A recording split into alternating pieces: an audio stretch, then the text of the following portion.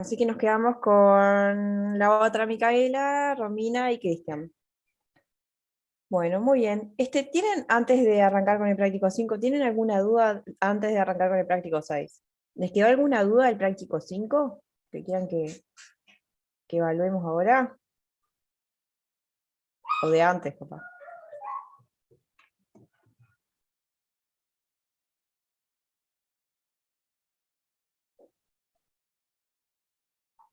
¿Está todo bien?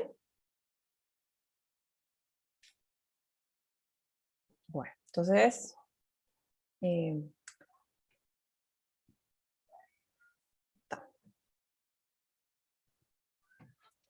bueno, entonces vamos a arrancar con el práctico 6. Bien, este práctico capaz que es de estos prácticos con los que hemos trabajado, quizás el que le resulte más familiar, porque son temas... ¿Te parece horrible? Ah, bueno.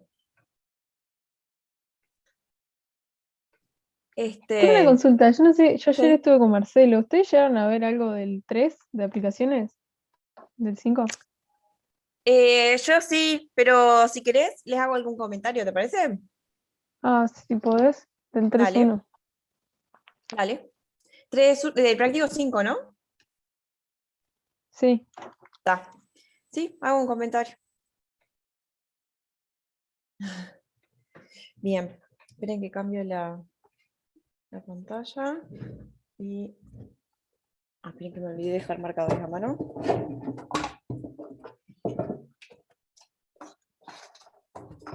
No, esa hoja quedó de allá. Era solo para ver que no estén torcidas las letras. Eh, Bien, aplicaciones. Es bastante parecido a las aplicaciones del práctico anterior, el práctico 4. ¿Tá? ¿Se acuerdan que en el práctico 4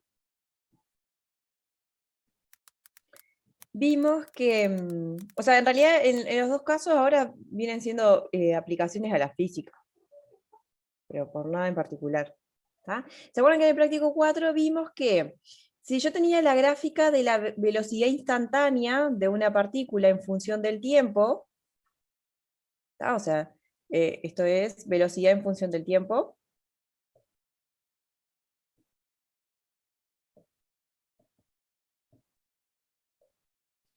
em, y yo quería calcular cuánto se había desplazado. Esperen un cachito que voy a poner,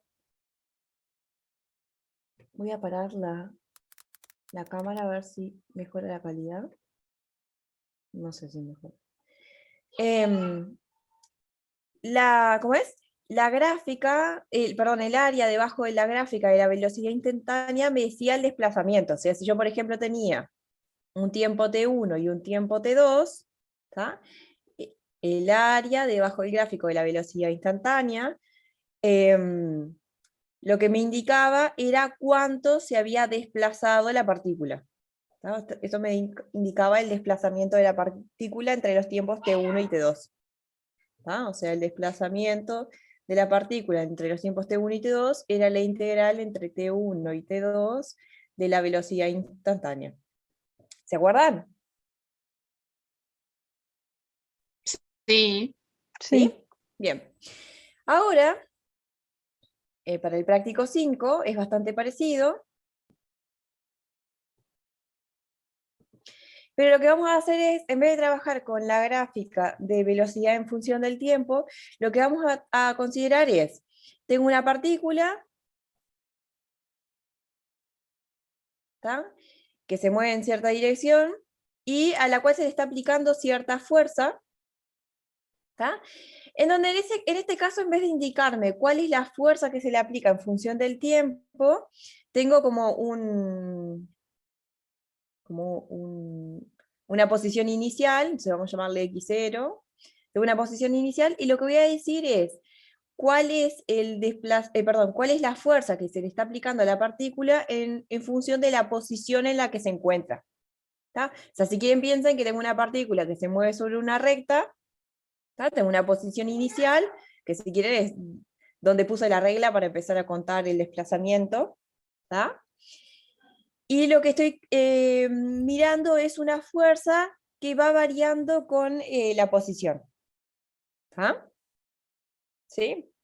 Si quieren, por ejemplo, no, bueno, quizás esa fuerza puede ser que sea constante. Supongamos que, por ejemplo, si en realidad la partícula se está moviendo en esa dirección, porque por ejemplo está cayendo, ¿tá? Entonces quizás la única fuerza que se está aplicando sobre esa partícula es la fuerza de la gravedad, y en ese caso la fuerza de la gravedad, ¿se acuerdan que era constante, no? O sea, solo dependía de la masa y de la constante de gravedad, que no me acuerdo. En el liceo lo redondeábamos a 10, yo no me acuerdo nada de física, les aclaro por las dudas. Era como 10 metros por... ¿ves? 9,8. Ah, bueno, eso, 9,8. Está. ¿Sí? Y, o sea, es decir que en este caso, si la partícula no fue perdiendo masa, la fuerza que se está aplicando, ¿sí? Esta es la posición x0, ¿tá? Y empiezo a contar, como que pongo una regla acá y empiezo a contar los centímetros o los metros desde ahí, ¿está? ¿Sí? Entonces, en este caso, quizás si la partícula no fue perdiendo masa, entonces, en este caso, la fuerza que se está aplicando es constante independientemente de la posición en la que se encuentre la partícula. ¿Tá? Pero podría pasar que la fuerza sí dependa de la posición. Por ejemplo, podría ser que, capaz que en realidad lo que tengo es una caja que la estoy empujando hacia arriba, ¿tá? Le estoy aplicando una fuerza hacia arriba, pero resulta que, o sea, capaz que la fuerza que yo le voy aplicando es siempre la misma, ¿tá? Porque no tengo mucha fuerza, pero capaz que la caja acá estaba rota, estaba abierta, y fue perdiendo cosas por el camino, ¿tá? Entonces va variando la masa, entonces si bien yo le voy aplicando la misma fuerza, en realidad me cuesta menos moverla.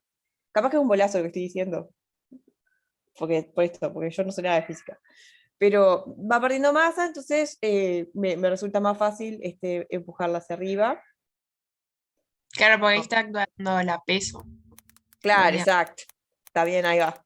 Entonces, por ejemplo, ahí va. Por ejemplo, la fuerza de peso, o sea, yo siempre estoy aplicando la misma fuerza. Pero la fuerza del peso, por ejemplo, va variando según la posición. Exacto. Acá estaba la posición inicial x0, acá se va moviendo en la posición x, pero como, por ejemplo, la fuerza del peso fue variando con x porque la caja fue perdiendo más. Eso, ahí va. ¿Tá? Entonces, ahora háganse la idea de que, así como en el práctico 4, trabajamos con una gráfica de velocidad en función del tiempo, ahora estamos pensando en una gráfica de una fuerza en función de la posición. ¿Tá? Tengo la posición x0, ¿tá? Y lo que estoy pensando es en cuál es la fuerza. En realidad sería, porque la fuerza es un vector, ¿no? En realidad lo que tengo es como un gráfico del módulo de la fuerza. ¿Tá? ¿Sí? De la fuerza en función de la posición. O sea, acá tengo posición, que es X, y acá tengo fuerza en función de la posición. ¿Está? Bien, entonces lo que me dice es que la fuerza, perdón, ya está, tengo un gráfico de fuerza en función de la posición. Y lo que tenemos ahora es que si yo pienso en dos posiciones, x1 y x2, ¿tá? El área debajo del gráfico de la fuerza, en función de la posición, ¿tá? Lo que me indica es cuál fue el trabajo realizado sobre esa partícula o esa caja o lo que sea, entre la posición x1 y x2. ¿Tá? O sea, esto me dice el trabajo, vamos a llamarle W, aplicado sobre el objeto entre x1 y x2. ¿Tá? Entonces, ahora el trabajo...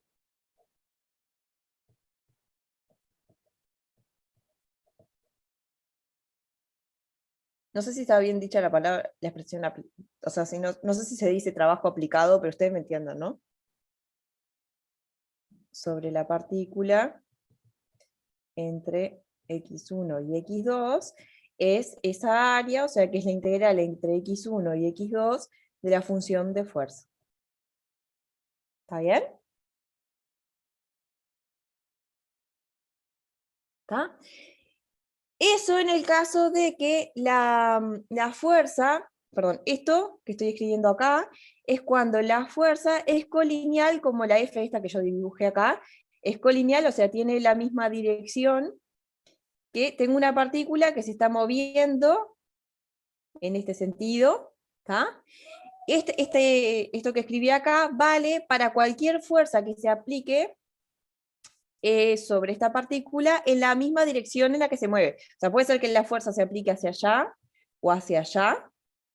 ¿Está? Acá tengo una posición inicial, ¿sí? O sea, tengo una fuerza que se está aplicando sobre esta partícula cuando está en la posición X, ¿está? Pero la fuerza que estoy aplicando es en la misma dirección en la que se está moviendo la partícula. ¿Está? No aplica, por ejemplo, o sea, sí aplica para esta fuerza con la que yo estaba cinchando la caja, ¿está? Porque la caja se está moviendo en la misma dirección que la fuerza. ¿Está? Yo estoy por acá, y acá estoy cinchando la caja, así que la fuerza sí la estoy aplicando en la misma dirección en la que se está moviendo la caja. ¿Está bien? Pero no vale esta formulita, no vale, por ejemplo, para este dibujito, no aplica para la fuerza, la fuerza aplicada por la gravedad, no aplica para el peso, ¿tá? Porque el peso no apunta en la misma dirección en la que se está moviendo la partícula, ¿tá? La partícula se mueve hacia allá y el peso está apuntando hacia abajo, ¿tá? O sea que esta formulita, esto es válido cuando la fuerza que se está aplicando es colineal al movimiento de la partícula.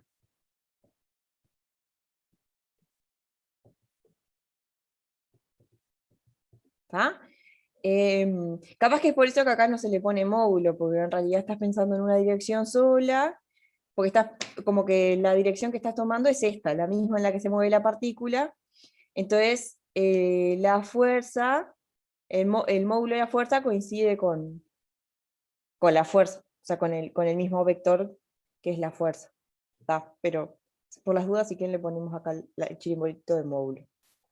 ¿Tá? Ahora, ¿qué pasa cuando la fuerza... Esto es lo que piden hacer en uno de los ejercicios. Esperen que se los comparto, lo busco acá rapidito. Y se los comparto. En práctica semana 5.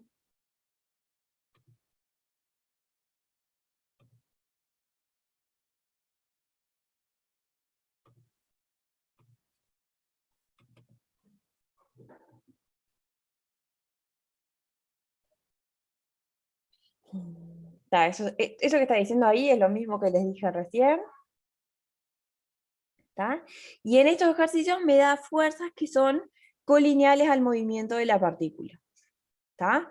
Por ejemplo, en este caso dice que tenés una pelota que se suelta desde 20 metros de altura, esa va a ser tu posición inicial, y dice calcular el trabajo ejercido por la fuerza de la gravedad, porque en este caso sí, si la pelota está... Espero que ahora saco la pantalla y les muestro el dibujo. Me dice que se suelta una pelota desde 20 metros de altura y que calcule el trabajo ejercido por la fuerza de la gravedad cuando la pelota toca el suelo. Entonces, para que les dejo compartir, en este caso, sí estamos en esta situación en la que el movimiento de la partícula coincide con la dirección de la fuerza que se está aplicando sobre la partícula. ¿Ah? Entonces, si quiero calcular el trabajo que realizó la fuerza de gravedad sobre esta partícula, esta pelota, desde la posición inicial hasta la final, ¿sí? O sea, si quieren piensen que esta es la posición inicial, o sea que puedo empezar a contar desde acá, y se desplazó 20 metros, ¿está? ¿Sí? Acá puse la regla o el metro para empezar a contar, ¿sí? Dijimos que en este caso la fuerza de la gravedad es constante, porque no fui perdiendo masa por el camino, así que lo único que tengo que hacer es calcular, ¿está? Y la fuerza es colineal con el movimiento de la partícula, así que estamos en esta situación, así que solo tengo que calcular la integral entre el x0 y el x final, o sea, entre 0 y 20, de la función de fuerza, que en este caso es la función constante, que como ustedes decían, era masa por gravedad. ¿Tá? O sea que en este caso estamos en una situación en la que la gráfica de la función, ¿sí?, es constante. Así que lo único que tengo que calcular es esta integral. ¿Está bien? Ahora, ¿qué pasa cuando la fuerza no es colineal con el movimiento de la partícula, que era lo que le decía. Supongamos que estamos en esta situación en la que estoy moviendo una caja hacia arriba y quiero calcular el trabajo realizado por la fuerza de la gravedad, que en este caso no tiene la misma dirección que el movimiento de la partícula, entre la posición inicial y final. Entonces lo que va a pasar ahí es que si... supongamos que estamos en esta situación, en la que la partícula se mueve en esta dirección, pero se le aplica una fuerza que no es colineal con la dirección. O sea, por ejemplo, la partícula se está moviendo hacia allá y yo la estoy cinchando hacia arriba, o medio chanfleado. Lo que vamos a hacer es considerar, en vez de considerar el trabajo de esta fuerza, o en realidad vamos a decir que el trabajo de esta fuerza sobre la partícula, lo podemos pensar como el trabajo de esta otra fuerza. O sea, esta fuerza la voy a descomponer como esta fuerza, que la vamos a llamar F1, más esta fuerza que es F2. O sea, la descompongo en la dirección en la que se está moviendo la partícula. Y lo que vamos a decir es que el trabajo generado, no sé cómo es que se dice, sobre la partícula entre la posición x1 y x2, es el trabajo realizado por esta fuerza. Que esta fuerza sí es colineal con el movimiento de la partícula. Quiero decir, que el trabajo realizado, si quieren, vamos a llamarle por esta fuerza, en realidad va a ser el trabajo realizado sobre la partícula por esta fuerza, que sería como la proyección de esta fuerza en esta dirección. Es decir, que lo vamos a calcular como la integral entre x1 y x2 de la función f1 de x, en donde f1 es esta fuerza. Ahora, ¿cómo calculo f1? Lo único que tengo que hacer es, fíjense en que si este ángulo es θ, ¿sí? Entonces, está bien que, a ver cómo es, coseno de θ, si miro este triángulo, coseno de θ es cateto adyacente, que sería F1, sobre la hipotenusa, que es F. Todo esto de vuelta serían los módulos, ¿no? Entonces, F1 es en realidad coseno de θ por F. Ahora, esta F1 va a ir, quizás esta fuerza vaya variando según la ubicación, por lo tanto esta F1 va a ir variando según la ubicación. Entonces acá le vamos a poner una X.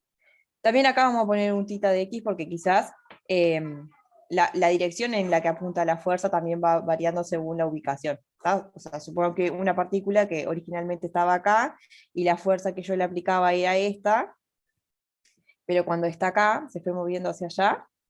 Pero cuando está acá, quizás la fuerza que le voy a aplicar apunta hacia arriba. ¿Se entiende? O sea, depende de la ubicación en la que esté. ¿Está? Así que vamos a decir que el trabajo realizado por esta fuerza, que varía según la posición, va a ser el trabajo realizado en realidad por esta proyección de la fuerza, que entonces va a ser, o sea, vamos a decir, yo no lo digo, lo dicen los físicos, ¿no? Es la integral entonces entre x1 y x2 de coseno de θ de x por f de x, que acá sí vamos a tener que poner el módulo, me parece, en donde θ de x en realidad es el ángulo entre la dirección en la que se mueve la partícula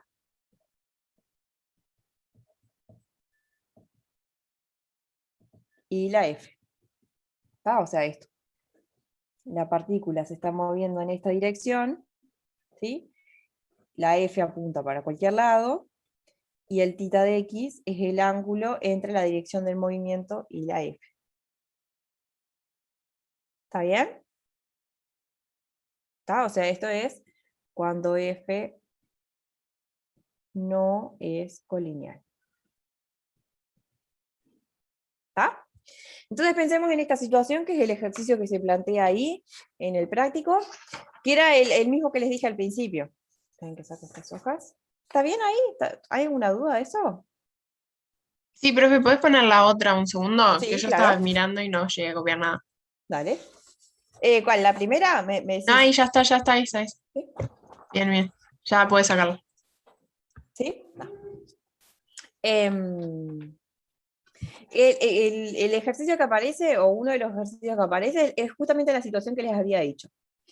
Tengo una caja, pero ahora la caja está bien cerrada, ¿tá? No se ha roto, ¿tá? A la cual la estoy cinchando hacia arriba, ¿tá? Y estoy aplicando una fuerza, que en realidad es constante. Pero sobre esta caja también están actuando otras fuerzas, que son las que nombramos hoy. Bueno, una de las que nombramos hoy, está actuando también el peso, ¿sí? Y también está actuando la fuerza normal. ¿Tá? Creo que no está, bueno, capaz que estaría actuando una fuerza de rozamiento, pero acá no la estamos contando. ¿Tá? O sea, el ejercicio me dice eso, que tengo una caja que la estoy moviendo, la estoy empujando hacia arriba, y sobre esa caja están actuando el peso y la fuerza normal, además de mi fuerza. ¿Tá? Y lo que me piden es que calcule cuál es el trabajo. Ay, para que me dice cuánto se movió. Esperen que no me acuerdo cómo era.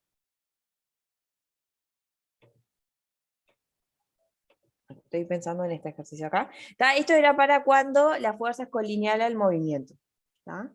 Este es el otro caso en que la fuerza no es colineal con el movimiento, y estoy pensando en este ejercicio de acá. Que dice que quiero empujar una caja que tiene 25 kilos, pero me voy a anotar acá, la masa es de 25 kilos, hacia arriba, sobre un plano que está inclinado en 27 grados. ¿Tá? Y un obrero ejerce una fuerza de 120 newton.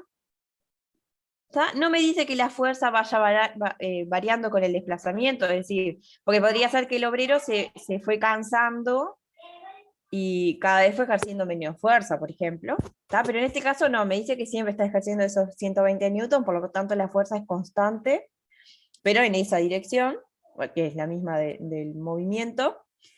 Y dice que cuando la caja se ha deslizado 3.6 metros, que sería el desplazamiento total, 3.6 metros, que calcule cuál fue el trabajo realizado por el obrero, la gravedad y la fuerza normal. ¿Tá? Obviamente vamos a tener que calcular el trabajo por separado para cada una de esas fuerzas. ¿Sí? Así que voy a tener que calcular el trabajo realizado por el obrero, que es el trabajo correspondiente a la fuerza que le llamé F. El trabajo generado por la fuerza normal, ¿tá? Y el trabajo generado por la gravedad. ¿Tá? Entonces, por lo que dijimos antes, lo que voy a tener que hacer en todos los casos entonces es calcular la integral entre la posición inicial y la final. O sea, pongamos que la posición inicial es esta, 0, y la final, que es 3.6 metros, de la fuerza generada por el obrero. Bueno, voy a anotarla como lo había escrito antes, que sería f de x por coseno de θ de x, y ahora vemos en cada caso cómo nos queda esto.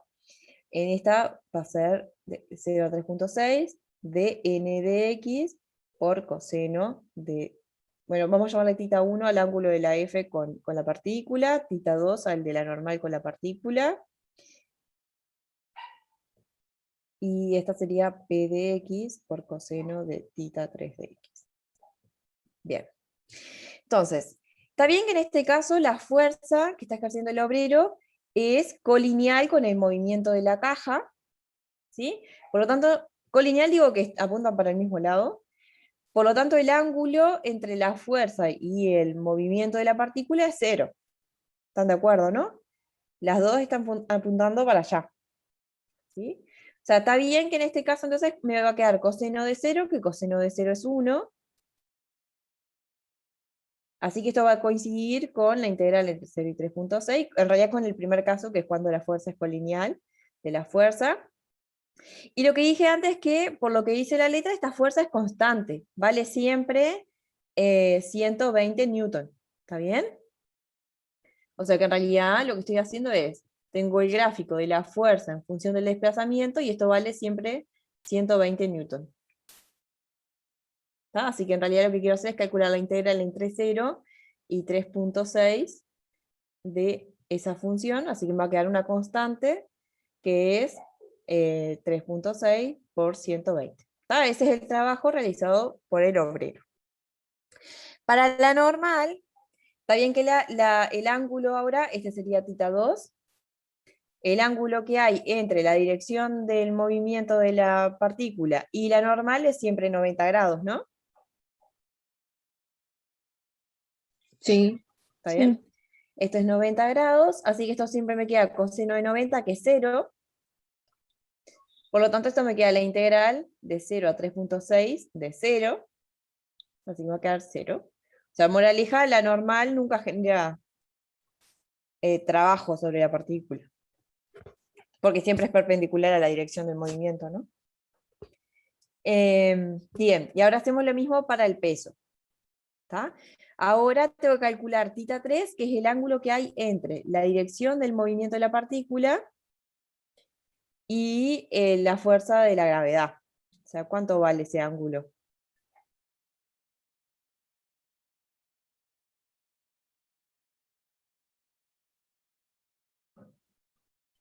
¿90 más 27? No. Exacto, eso. Sí, eso mismo. Así que eso nos queda 117 grados. ¿Está bien? Así que esto nos va a quedar. Bueno, y de vuelta, la función de peso es constante, así que es la masa por la gravedad. Así que es, ¿cómo es? 25 kilos por 9.8. Así que esto nos quedó todo constante, ¿no? Nos quedó la integral de 0 a 3.6 y una constante que es 25 por 9.8 por coseno de 117 grados. Ojo que acá estamos en grados. Pero esto está, es todo constante, o sea que estoy haciendo la integral de una función que vale esa constante entre 0 y 3.6. Así que la integral va a valer el área de este rectángulo. Así que esto nos va a quedar 3.6 por, bueno, esa es la constante, ¿no? 25 por 9.8 por coseno de 117 grados. Justo en este caso no tiene mucha gracia porque ninguna de las fuerzas fue variando con la posición. No sé si en alguno de los ejercicios la fuerza efectivamente varía con la posición. No, porque eso ya es de volumen. Y ahí se terminó. Pero bueno, la idea era esa.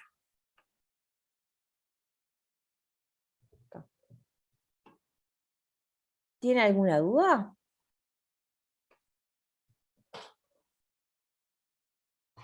Ah, este dibujito que dice acá no se vio. Pero lo único que decía es que estoy calculando la integral de esta constante entre 0 y 3.6, por lo tanto es el área de un rectángulo. ¿Está bien? Perfecto, profe. Está. Bueno, entonces vamos con el práctico Gracias. 6. No. Vamos con el práctico 6. Vamos a pegarle una revisada primero. A ver. No, a mí me parecía que les iba a sonar bastante conocido porque límites y todo eso lo vieron el año pasado, ¿no? Sí. Bueno, El capaz tema es que que no no sé. podemos usar nada de lo que dimos. Y es como, no sé. Ah, bueno, como que estamos arrancando de vuelta de cero con lo que ustedes ya vieron el año pasado. ¿Eso decís? Claro. No, y como, por ejemplo, yo tengo como que la hacía ya de, bueno, esto es esto, y como que ya lo ponía y ahora tengo que explicarlo todo, y Claro, como que no sé. exacto. Está bien, está bien. Está bien, sí. Por ejemplo, Eh, nosotros en práctico empezamos hoy con este, ujú. y hicimos el 1 y algo del 2 creo, y no le entendí nada al profesor al final. Porque hasta él se mareaba y era como tremendo lío, pues. Está. A ver, tienen que moverlo ahí. Bueno, ¿qué pasa? Esto en realidad es medio. ¿Se acuerdan que repasemos medio rápido qué fue lo que vieron el año pasado? Para que en realidad estamos haciendo lo mismo, capaz que es un poco más formal, pero en realidad es lo mismo. O sea, el año pasado primero escribieron una definición teórica del límite, ¿tá? Que después en la práctica nunca la usaron. ¿Sí? O sea, como que tenés una definición teórica del límite que después la transformás en una definición más práctica, parecido a lo que nos pasó con ínfimo. O sea, teníamos una definición teórica de ínfimo, pero que después en la práctica no lo usamos otra cosa. ¿Está? Acá es lo mismo. Tenés una definición teórica de límite, después en la práctica vas a usar otra cosa. Después vamos a tener una definición teórica de continuidad, pero en la práctica, para saber si una función es continua, vamos a hacer otra cosa, que es básicamente ver que el gráfico no se corte. Después vamos a tener, por ejemplo, una definición teórica de derivada, pero en realidad en la práctica nunca la vamos a usar porque ya vamos a aprender reglas para derivar, ¿sí? Y con integrales nos va a pasar lo mismo, o sea, tengo como una definición teórica de qué significa que una función sea integrable en términos de sumas superiores e inferiores, pero después, por suerte, nunca vamos a tener que calcular una integral en términos de sumas superiores e inferiores. ¿Tá? O sea, después vamos a tener reglas para calcular integrales. ¿Tá? Entonces, capaz que uno lo que pasa es que en el proceso te fuiste quedando solo con las reglas. Te fuiste quedando con cuáles eran las reglas para calcular límites, ¿sí? Y medio como que nos olvidamos de cuál era la definición teórica. ¿Tá? Y eso nos va a pasar con todo. Después nos vamos a olvidar de la definición teórica de integrales con sumas superiores e inferiores, nunca más lo vamos a hacer, y vamos a acordarnos de cuáles eran las reglas para calcular integrales. ¿Sí? ¿Está bien?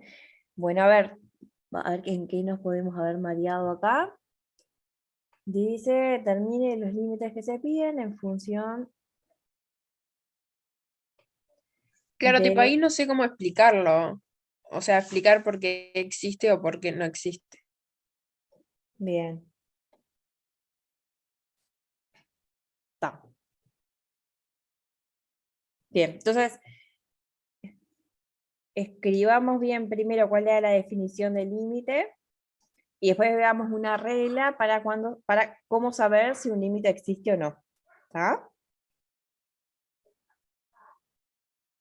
Bien. Entonces, esperen que vamos a escribir cuál era la definición del límite teórica, y después vamos a ver una regla para saber si cuándo existe el límite o no. Entonces, ¿está? Yo tengo una función, tengo una función que va, bueno, vamos a poner un intervalo a b en R, pero esto puede ser cualquier cosa, puede ser un intervalo abierto o no. ¿Está? Y lo que quiero escribir es qué significa el límite cuando x tiende a x0 de f de x. ¿Está? ¿Sí? Nosotros vamos a decir que el límite cuando x tiende a x0 de f de x es igual a una constante L, o sea, existe y que es L, si ocurre lo siguiente. Lo que quiero decir es que el límite de esta función cuando x tiende a x0 es L, si cada vez que me mueva un poquito de L acá, ¿sí? Lo que va a ocurrir es que voy a encontrar un intervalito acá adentro, ¿tá? Tal que si x cae acá adentro, entonces f de x cae acá adentro. ¿Tá? Capaz que varía un poco porque la definición es muy parecida a la de continuidad, que en realidad la definición de continuidad sería exactamente eso, cuando acá en vez de poner L pongo un f de x0. ¿Está bien? Por eso capaz que le suena a la definición de continuidad. ¿Está? Entonces vamos a decir que el límite de f de x es L si cada vez que tomo un intervalito acá, del tamaño epsilon, si para todo epsilon positivo, existe acá, vamos a llamarle un delta, tal que si x menos x0, o sea, si x está en este intervalito, o sea que dista de x0 menos que delta, entonces, vamos a poner, creo que acá tiene que ser positivo por las dudas, entonces, f de x menos L, o sea, f de x va a parar acá. Menos L es menor que epsilon. ¿Está bien? Esa es la definición teórica. ¿Está bien? Sí. ¿Está? Ahora, yo en la práctica, ¿cómo me doy cuenta de que esto efectivamente está pasando? Sí, capaz que tenemos una idea de, en vez de límite así, de límite por derecha y por izquierda. Claro. En realidad va a ser lo mismo, o sea, voy a decir que el límite cuando x tiende a x0 por derecha, de f de x es L1, ¿sí? Sí, cada vez que me muevo un poquito por acá, Entonces, si me muevo un poquito por acá, no, perdón, acá es todo. ¿Cómo es? No, acá es todo. Si me muevo un poquito por acá, para un lado o para el otro, siempre voy a encontrar un x por acá, tal que f de x va a parar a algún lugar de este intervalito. ¿Está? ¿Sí? O sea, es lo mismo, nada más que ahora el x que tome acá no va a ser cualquier x que esté a menos de delta, del x0, sino que van a ser los que están por este lado. ¿Está? O sea, escribo la misma definición. Si para todo epsilon existe un delta 1, tal que si x, ahora x menos x0 seguro que es positivo porque estoy tomando x más grande. ¿Ah? O sea que esto tiene que ser positivo y menor que delta. ¿Sí? Entonces, f de x menos L1 es menor que epsilon. Es decir, que si tomo algún x que esté por acá, entonces su imagen va a parar a alguno de acá. Puede ser por arriba o por abajo. ¿Está bien? Y puedo hacer lo mismo que la definición, lo mismo, pero para el límite por izquierda. O sea, voy a decir que el límite cuando x tiende a x0 por izquierda de f de x es igual a L2, si para todo epsilon existe de vuelta, o sea, para cualquier epsilon siempre me puedo tomar un intervalito acá, pero ahora solo voy a mirar a los que caen de este lado, delta 2, tal que sí, ahora el x es más chico, así que sí, x0 menos x, que esto tiene que ser mayor que 0, es menor que delta 2, este es delta 1, entonces f de x menos L2 es menor que epsilon. ¿Ah? Entonces, ¿qué pasa? Si yo quiero que, o sea, sí sé, por ejemplo, calcular este límite, y sí sé calcular este límite, ¿sí? Y quiero probar que exista este límite, entonces lo que voy a, o sea, yo ya sé que para todo epsilon quiero encontrar un delta tal que no sé qué. Entonces yo lo que voy a necesitar es que este límite y este límite coincidan. ¿Sí? O sea, si tienen observación 1, o sea, si esto es la definición 1, esta es la definición 2, y esta es la definición 3, lo que digo es que en realidad la definición 1 es lo mismo que pedir la definición 2 y la definición 3, siempre y cuando L1 sea igual a L2. O sea, que lo que voy a decir es que el límite, cuando x tiende, o sea, que existe este Esa límite. parte no se ve. Ah, perdón. Si subo un cachito ahí. Ahí sí, No, ahí sí. está. Entonces lo que digo es que existe el límite cuando x tiende a x0 de la f y vale L, si solo si existen estos dos límites y además tienen que coincidir. O sea, si solo si existen el límite cuando x tiende a x0 por derecha y vale L1, el límite cuando x tiende a x0 por izquierda y vale L2, y L1 es igual a L2. ¿Está? Que es como lo primero que hicieron como para saber si existía un límite, ¿no? Calcular el límite por derecha y por izquierda y ver que coincidan, ¿no? ¿Está bien eso? Claro. Sí. ¿Está? Eso como que sería lo primero que uno vería en la práctica. ¿Está? ¿Cómo calculo ahora el límite por derecha y por izquierda? Bueno, en este caso lo que tengo es, no, o sea, la pregunta ahora en la práctica es cómo calculo los límites que le llamamos laterales, ¿no? Límites por izquierda y por derecha. Vamos a ponerlo acá, límites laterales.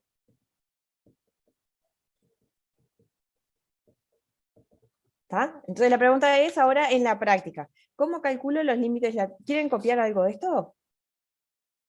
No, yo saqué foto. Entonces la pregunta ahora es en la práctica. ¿Cómo calculamos los límites laterales, no? O sea, porque yo lo que voy a tener que hacer entonces es calcular los límites laterales y si coinciden, entonces existe el límite de la función en el punto. ¿Ah? Le podríamos haber llamado L más y L menos, no me di cuenta.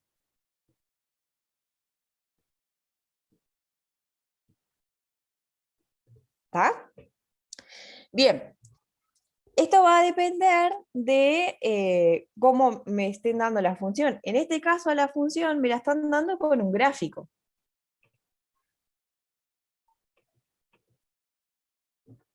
Sí, o sea, lo único que sé de la función es un gráfico. ¿Está bien? Entonces, por ejemplo, en el primer caso me dicen que calcule el límite de la función cuando x tiende a -1. Digo, bueno, yo ya sé que lo que tengo que hacer es calcular el límite por derecha y por izquierda, ¿sí? Y ver si coincide. ¿Tá? Primero para saber si existe el límite.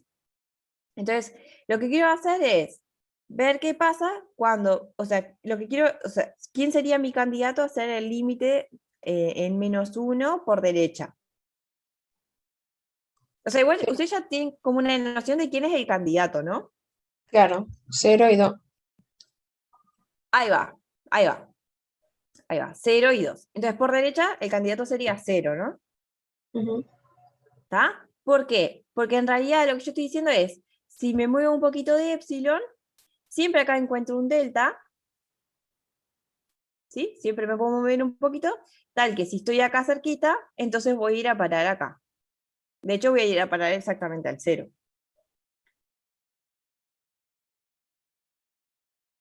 ¿Está bien? Por no dar Sí, límite. Es por eso nada más. ¿Sí? Y por izquierda es lo mismo, va a ser el 2, porque siempre me puedo cada vez que me muevo un poquito del 2, ¿sí?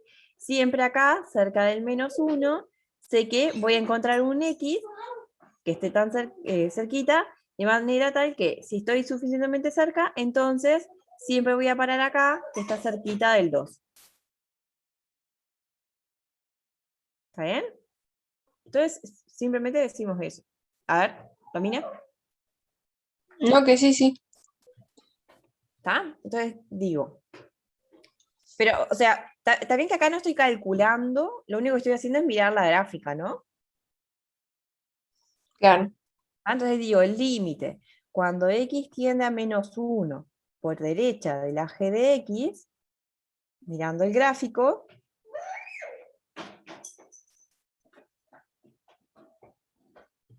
dijimos que era 0.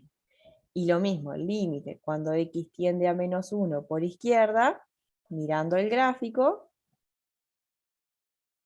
Pero se entiende que acá no tengo que hacer cuentas ni nada, ¿no? Y eso ya sirve para probar que no existe, porque ahí pones Es- 2. exacto, eso mismo. Ah, ¿Está? mira. Acá, entonces, este es L1, este es L2. Entonces decimos que como L1 es distinto de L2, entonces no existe el límite cuando x tiende a -1 de la g. Pero eso se desprende directamente de la definición. Esperen que se me fue. Se desprende directamente de la definición, ¿sí? De los límites laterales. O sea, se supone que si existiera efectivamente el límite, o sea, me tomo el más chico entre delta 1 y delta 2, entonces la f tendría que ir a parar al entornito de centro L y radio epsilon. Pero sin embargo, eso no está pasando. O sea, fijo el mismo epsilon para las tres definiciones. Entonces, por la definición 1 sé que hay un delta 1 tal que no sé qué. Por la definición 2 hay un delta 2 tal que no sé qué. Bueno, ahora me tomo el más chiquito de esos para que me quede con el que seguro que va a parar a los dos lados. Y digo, bueno, pero por la definición 1 tiene que ir a parar al L1 y por la definición 2 tiene que ir a parar al L2. Entonces, eso no puede pasar. Entonces, la única forma de que exista esta definición, o que esta definición sea válida, es que L1 sea igual a L2. Entonces, si quieren, lo que estoy haciendo es la demostración de esta afirmación que escribí acá. Pero no es nada más que eso. Ah, porque nosotros en el práctico habíamos hallado como un epsilon, o sea, como que lo hicimos por negación, que Claro, existe un epsilon para todo delta y no sé qué. Pero claro, o no sea, lo terminamos de hacer, lo dejamos ah, ahí. claro. Entonces no sabía cómo seguirlo. O sea, probaste que esto no se cumple, o sea, hicieron la negación de esto. Claro, Pero, no, me parece que, o sea, una vez que escribimos la definición de los límites laterales, tiene más sentido directamente hacerlo así, ¿no? Pero no sabía si se podía, ni siquiera Sí. por eso. No, sí, no, y además me imagino que en realidad como aparece la función definida mediante un gráfico, la idea es esa, nomás calcular los límites laterales. Y lo mismo con las otras partes, entonces. Exacto, lo mismo con las otras. Y profe, en donde dice calcular G de -2, es solo poner el valor y ya está. Ahí va, a ver, pará.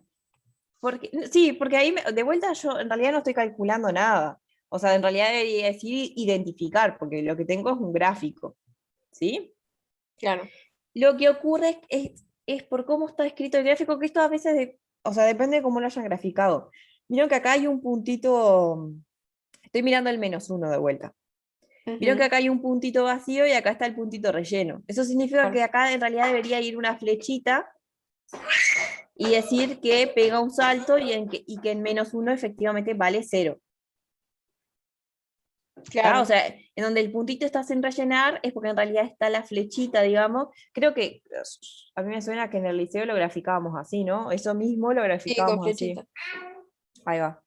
En el -1, acá en el 2, me pusieron una flechita. Y acá me dijeron que pegó un salto y que hizo no sé qué.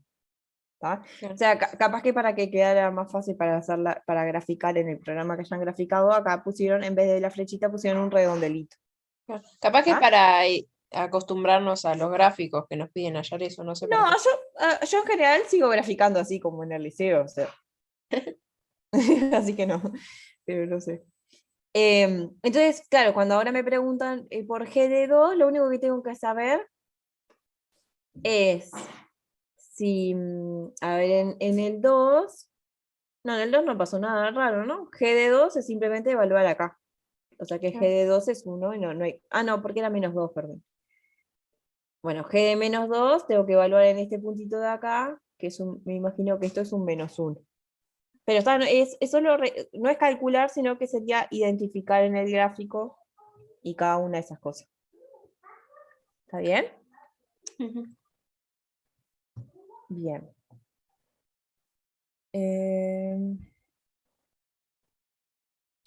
Bueno, a ver esto que dice. A partir de la función cuya gráfica se muestra aquí, explique por qué el límite de la f no es 0.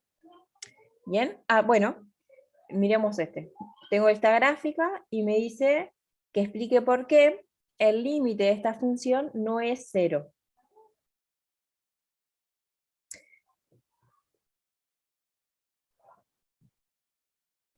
O sea, si pensamos en esto que dijimos de los límites laterales, Claro. No existe en realidad, no va a ser ninguno.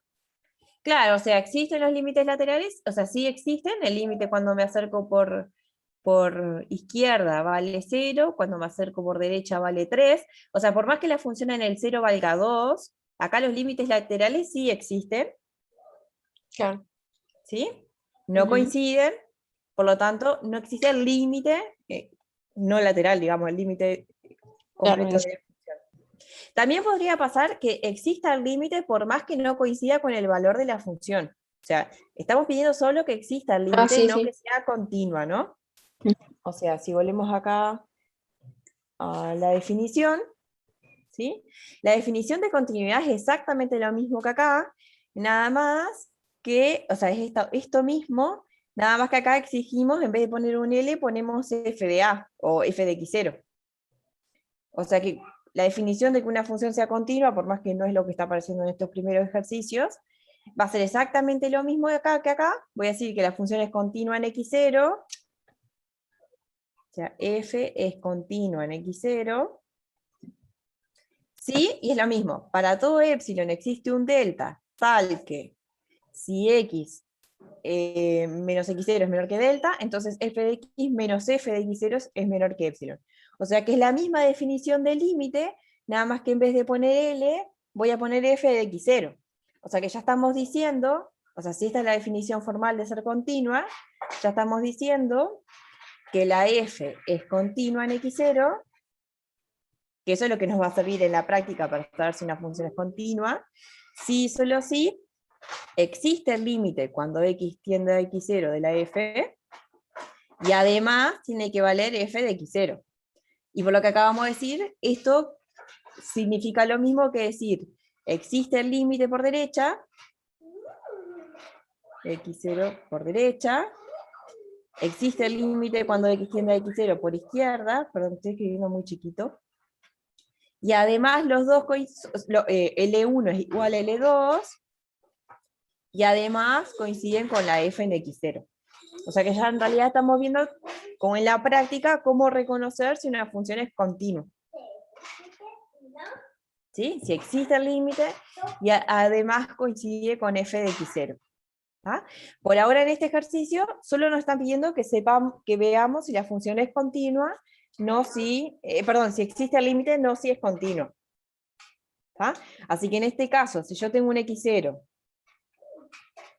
y veo que el límite por izquierda y el límite por derecha coinciden, por más que la función en x0 valga cualquier otra cosa, ¿ah? Pero si los límites por derecha y por izquierda coinciden, entonces existe el límite. Es verdad que la función no va a ser continua. ¿Está bien?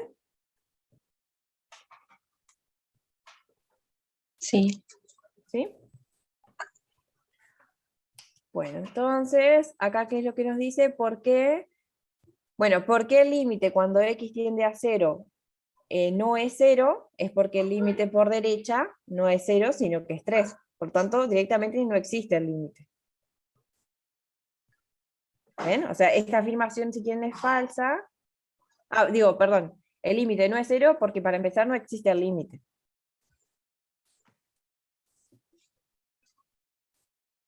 ¿Está bien? Sí.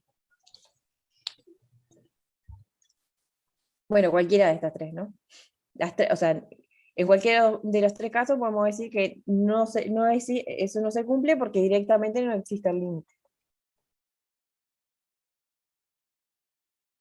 Bien. Bueno, capaz que este sí es un poco, ¿esto lo hicieron en el práctico? Este ya es más teórico, o sea, está la definición del límite, pero ahora me dan el epsilon y me piden que yo calcule explícitamente el delta. Sí, tratamos con el 3A ¿Mm? y como que, no sé, yo me mareé porque dio muchas vueltas el profesor Ah, y no sé ni qué hizo al final, la verdad. bueno, está, vamos a hacer eso entonces. Entonces, tenemos la función, que es la función x2, ¿tá? Y quiero calcular el límite cuando x tiende a A de la f de x, ¿tá?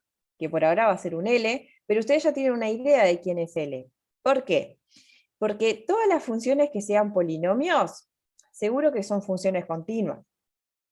Y por lo tanto, cuando la función es continua, yo ya sé que los límites laterales van a coincidir y van a coincidir con el valor de la función en el punto, o sea que los límites laterales van a coincidir y van a coincidir con f de a. ¿Tá? Entonces, o sea, ustedes vayan haciendo la idea, perdón que estoy escribiendo y no. Ustedes vayan haciendo la idea de que hay funciones que ya sabemos que son continuas. ¿Tá? Porque por algo tenemos que arrancar. ¿Tá? O sea, que seguro que los polinomios son continuos. ¿Sí? ¿Tá? Entonces, para todas las funciones que son continuas, que después iremos averiguando otras, ¿sí? Yo ya sé que van a existir los límites laterales y además van a coincidir con el valor de la función en el punto, o sea que el L no es otra cosa que el f de A. ¿Tá? Digo, esto siempre se cumple cuando f es continuo. ¿Tá? Las primeras funciones que van a ser continuas van a ser los polinomios. O sea que en este caso el f de A sería A al cuadrado, o sea que no tengo que buscar en un L teórico, sino que ya tengo que buscar para el L correspondiente a esta función, que va a ser el A al cuadrado. ¿Bien? Entonces, ahora, dado epsilon, queremos ver que se cumple la definición del límite.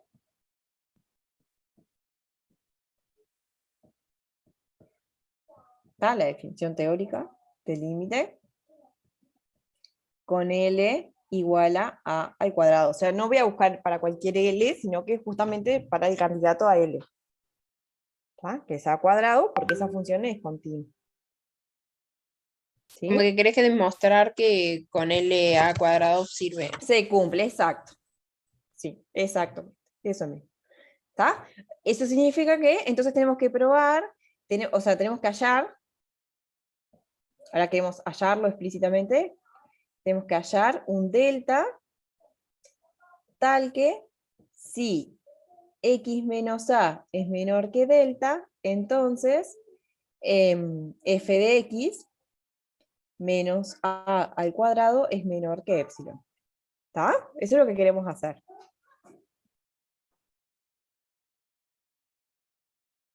¿Sí? Y de hecho no lo queremos hacer para cualquier epsilon, lo queremos hacer para epsilon igual a, ¿qué era? 10 a la Diga la menos menos, 2. diga la menos. O sea que sería, es epsilon igual a 1 sobre 100. ¿Está? Quiero encontrar un delta tal que si x menos a es menor que delta, entonces f de x menos a al cuadrado es menor que epsilon. ¿Bien? O sea que pensando en nuestro dibujito, si bien pensemos que a es positivo, no me dice nada, pero o sea, lo que tengo es la parábola. Este es el gráfico de x2. Tengo una A por acá. Tengo mi candidato acá, que es a cuadrado. Y acá tengo un epsilon, que es 1 sobre 100. Y lo que quiero hacer en realidad es poder volver para atrás y encontrar un delta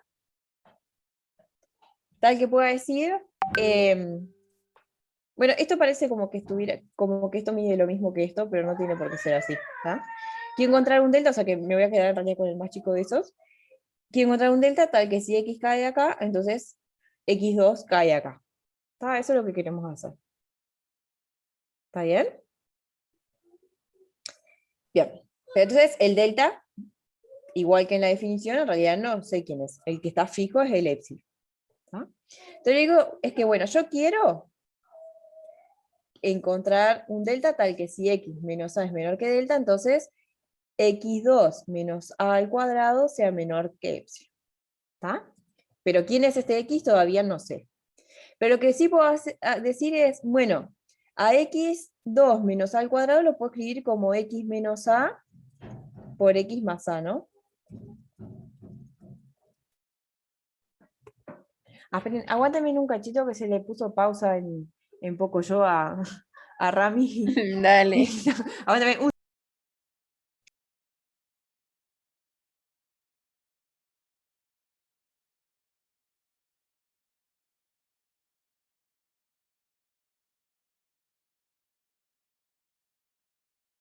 Bien, Poli. Lo único que hice por ahora es... a ver, una cosa que sí les voy a decir es, no tengo una receta general que nos sirva para cualquier función. O sea, mi idea en el gráfico es esto. Lo que yo quiero hacer es volver para atrás y armarme un delta así. ¿Está? De vuelta, esperen que capaz que hago la función más empinada para que se entienda que no tienen por qué ser... tengo acá A. Acá me moví un poquito de epsilon para arriba y para abajo. Entonces, perdón, este es FA. Este es A.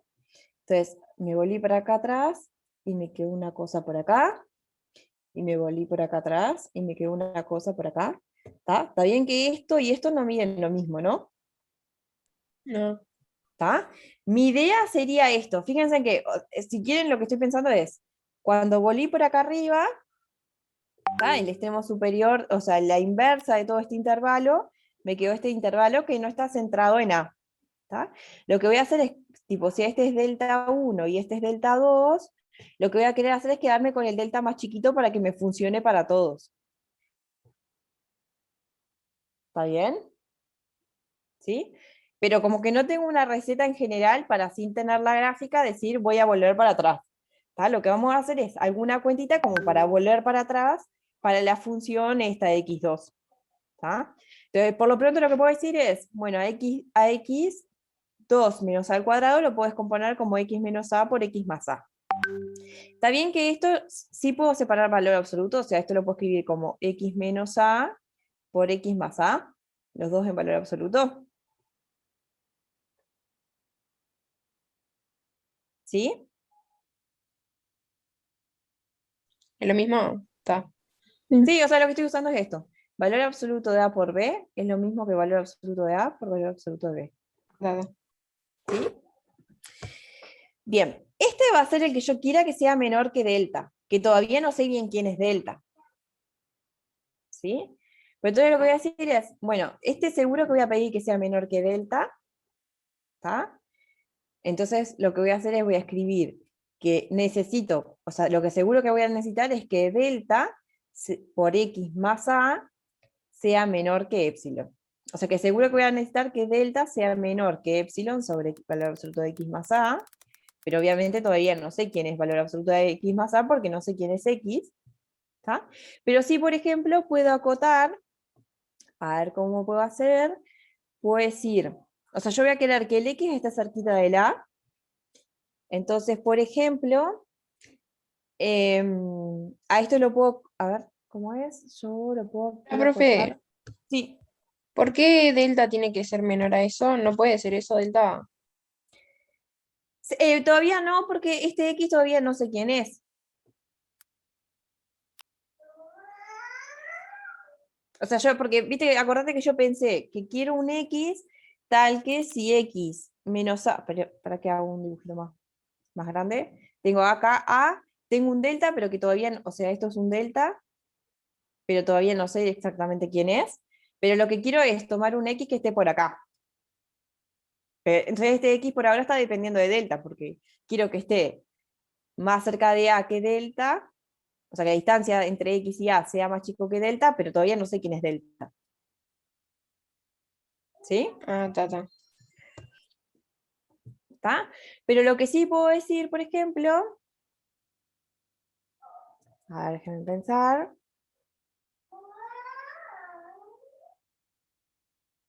es que, o sea, quiero que x esté cerca de a. Capaz que me voy a poder en pasarlo dividiendo.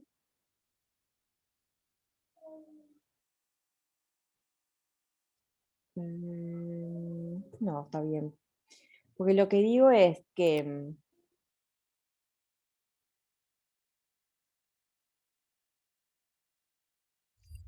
a ver cómo es, si agrando el denominador, se me achica acá. Está. Entonces, lo que, por ejemplo, digo, capaz que me paso, ¿no? O sea, que el delta que estoy eligiendo no es tan, no es o sea, podría elegir un delta mejor, pero lo que digo es, bueno, seguro que voy a pedir que el delta sea más chico que el mismo A, por ejemplo, o, no, por ejemplo. Voy a pedir que delta sea menor que un medio.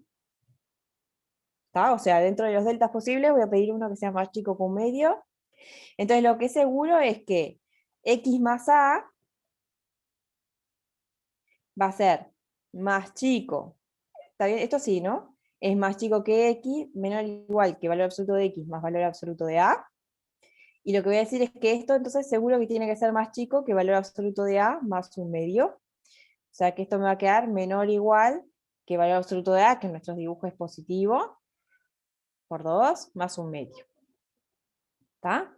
Entonces lo que voy a decir es, me sirve, por ejemplo, que tome que delta sea menor que epsilon sobre 2a más un medio. Capaz que podría elegir un delta que es más cerquita, o sea. Ahí, si lo pensamos al revés, si lo pensamos en términos del dibujo que les dije, lo que quiero hacer es esto. No, no escriban nada todavía. Vamos a hacer lo que les dije en el dibujo. Porque estoy pensando medio en voz alta. Vamos a hacer lo que les dije en el dibujo. Yo tengo acá la función x2, acá tengo un a, acá tengo el candidato que es a al cuadrado, el epsilon está fijo, ¿está? Entonces cuando yo volví para acá, me quedó esto, cuando volví para atrás, me quedó esto, ¿está? Entonces, si le llamo, esto, está bien que esto sería a cuadrado más epsilon, y este sería a cuadrado menos epsilon, ¿no? ¿Está? Entonces vamos a llamarle delta 1 a esta diferencia y delta 2 a esta diferencia. ¿Está? Y lo que dijimos es que hoy es que nos íbamos a quedar con el más chiquito de esos dos. O sea que vamos a decir, sea delta 1, ¿qué sería? Es la inversa de a cuadrado más epsilon menos la inversa de, bueno, menos a. Y delta 2 es, ahora es a menos la inversa de a cuadrado menos epsilon, ¿no? ¿Está bien eso que estoy diciendo? ¿Sí? La inversa de a cuadrado más epsilon, ¿está bien que es raíz de a cuadrado más epsilon? Sí, sí. Y acá entonces me queda menos a cuadrado menos epsilon. ¿Está?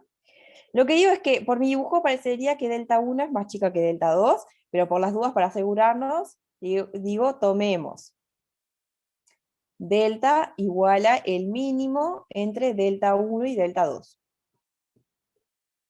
¿Está bien? Está bien que delta 1 y delta 2 solo dependen...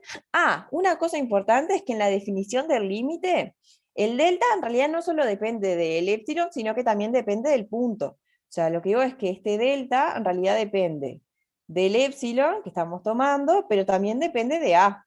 Y acá lo tenemos escrito explícito, ¿no? Delta 1 le llamé a esto, que depende de A y de epsilon. Delta 2 es esto, que depende de A y de epsilon, y delta es el mínimo de ellos dos, así que también va a depender de A y de epsilon. ¿Está? Entonces lo que digo es que este delta cumple.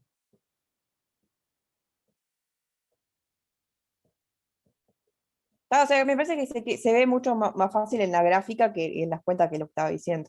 Lo que digo es que si X está en A menos delta y A más delta, si está acá, en nuestro caso el más chico es delta 1, te digo que si X cae acá, entonces f de X va a caer acá, pertenece al intervalo. En este caso el más chico es este, o sea que va a pertenecer al intervalo a cuadrado menos epsilon, a cuadrado más epsilon, por lo tanto se cumple la definición. Se cumple que f de x menos a al cuadrado es menor que epsilon. ¿Está bien así? Sí. O sea, Ahí lo hiciste yo en general. Después cambias epsilon y tal. exacto, sí. No, lo que digo es que lo quería hacer sin dibujar la gráfica, pero no tiene sentido hacerlo sin dibujar la gráfica si sé quién es la gráfica de x2. O sea, está bien que la función x2 es creciente para los A positivos, podemos hacer lo mismo si A fuera negativo. O sea, si quieren, porque de vuelta, el delta depende de A, o sea, puedo separar en el caso en que A sea positivo, que es lo que estoy dibujando acá, y después puedo volver a hacer lo mismo para el caso en que A sea negativo, y mirar cómo me queda el dibujo para el otro lado. Eso está bien también. Porque quizás, no, igual no dije nada raro. Lo único que va a pasar es que cuando A es positivo, el mínimo en realidad es delta 1, y cuando A sea negativo, el mínimo va a ser delta 2. Pero es exactamente lo mismo. O sea que esto que escribí vale para delta 1 y delta 2. Digo, vale para A positivo y negativo. ¿Está? Pero escribí explícitamente quién es el delta. Sí, sí, sí. ¿Está bien? Yo quería hacer algo así, pero despejarlo de la definición, pero no. Me parece que queda más claro así. Sí, con el profesor hicimos lo mismo, tipo, tratamos con la definición y como que, no sé, no quedamos nada. Sí. Y después lo hicimos así, lo pusimos con valor absoluto para que sea para cualquiera. Claro.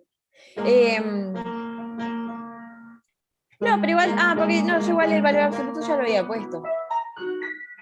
Acá decís. Claro, en Tenés esa razón. parte que se Está bien. restan. Sí, está bien, está bien. Sí, o eso, separás en dos casos, para el caso A positivo y para el caso A negativo. Y claro, porque para el caso de A negativo va a ser al revés. Me va a quedar acá A menos porque la función es decreciente. Pero es Claro, eso por nomás. eso. Está perfecto. Eso. Pero lo hallaste Ya, explícitamente. Y sí. eso. Después hacemos una tablita. O sea, si epsilon es igual a 1 sobre 100, entonces tengo que averiguar cuánto vale delta 1 y delta 2, y ponemos quién es el mínimo entre delta 1 y delta 2. Claro. Yo decía que los valores de epsilon tienen más sentido para las otras, porque ahí sí tiene un valor. Porque en Claro. esta justo todos los reales. Sí, pero está bien entonces que además de pedirme el valor de delta, me tengan que indicar si A es positivo o negativo.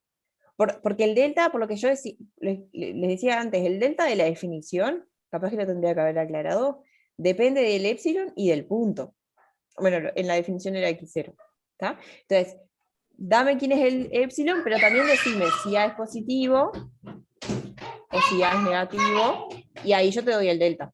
Ujú. ¿Entiendes? Porque creo que en el ejercicio, como te decía para cualquier A, ¿no? Sí. Está. Pero está bien, podemos separar en el caso en que A sea positivo o negativo. O sea, porque él me dice, yo te doy el epsilon y vos dame el delta, pero en realidad te tengo que decir, bueno, decime quién es el epsilon, pero también decime si querés para un A positivo o un A negativo. ¿Está bien? Bueno, y para estas funciones podemos hacer lo mismo. Para cualquiera de esas funciones, lo que puedo hacer es tratar de hacerme un bosquejo. No tiene por qué ser un gran gráfico súper prolijo, pero simplemente para saber si la función es creciente o no. Esperen que me voy a anotar la siguiente, por ejemplo, es la función raíz de x. Ah, y en ese sí ya me dice quién es A. Me dice que A es 1. Y ahí la preimagen. Exacto, entonces hago lo mismo. Escribo, dibujo. Ya me dice que A es 1. Entonces escribo quién es la raíz, más o menos a un gráfico de quién es la función raíz de x. Sé que raíz de 1 es 1, así que va a ser algo así. ¿Está? Ujú. Y entonces hagamos lo mismo. Escribo un epsilon, cualquiera. Entonces vuelo para atrás. ¿Está? De vuelta, en este caso puedo hallar fácil quién es la inversa. O sea, porque mi pregunta es, si quiero averiguar quién es este punto, digo, bueno, yo quiero averiguar un x1 tal que f de x1 se iguala a 1 más epsilon, ¿no? Eso es lo que estoy haciendo cuando busco para atrás.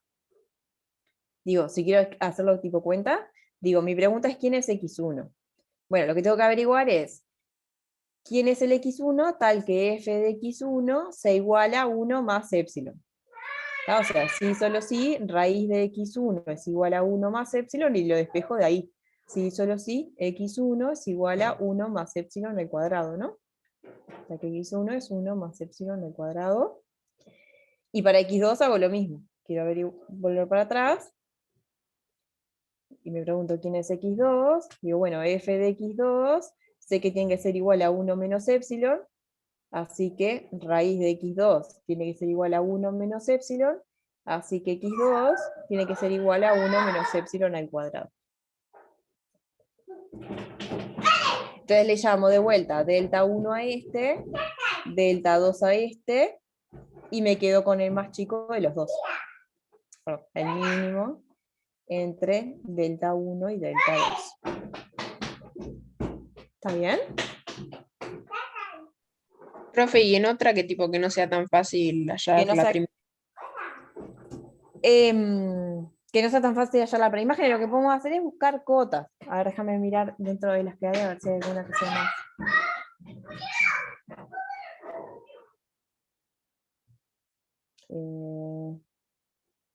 Bueno, esto es medio lo mismo, ¿no? En realidad. A ver acá, esto que tiene pinta más rara. Bueno, igual A es 0. Entonces la función que es x por 3 menos coseno de x a la 2.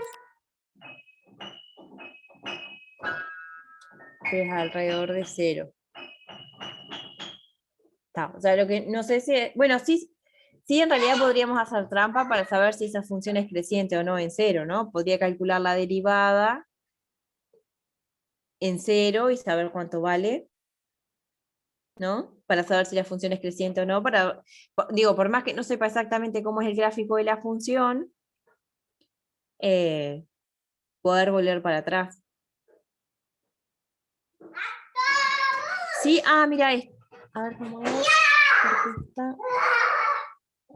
A ver, tratemos de mirar. Esta es Imagino que voy a escribir el gráfico. Perdón. Escribir esta misma función es x por seno de 1 sobre x. Capaz que esta es de las más complicaditas. A ver, primero miremos cómo es la función, o sea, voy a llamarle g a la función seno de 1 sobre x, sin multiplicar por x. ¿Está? Entonces, ¿cómo es esta función? En 0 creo que era que decía, ¿no?